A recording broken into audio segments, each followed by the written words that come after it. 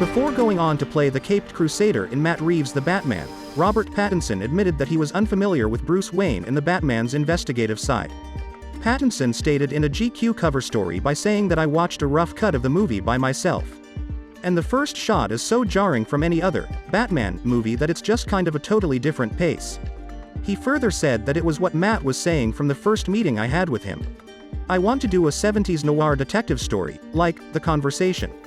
And I kind of assumed that meant the mood board or something, the look of it. But from the first shot, it's, oh, this actually is a detective story. Pattinson admitted that he feels like an idiot for being unaware of Batman's reputation as a great investigator in the comics. He went on to say that in this film, Batman not only fights, but also converses with the cops. He said, I didn't even know that Batman was the world's greatest detective. I hadn't heard that in my life before, but it really plays. On March 4th, The Batman featuring Pattinson as Bruce Wayne the Batman will be released.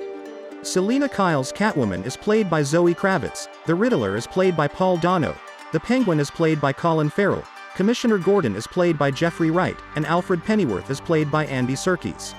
In earlier interviews, Reeves has stated that the film will be influenced by the Batman Year One comic by writer Frank Miller and illustrator David Mazzucchelli, which chronicles the eponymous character's early days as a vigilante.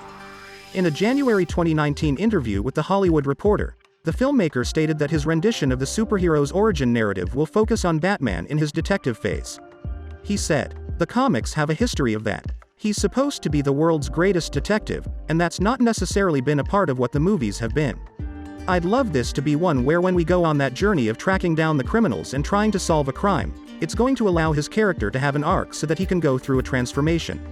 In addition to the grunge band Nirvana, which was led by vocalist Kurt Cobain, Reeves told Esquire UK that films like The French Connection and Taxi Driver influenced his portrayal of the role.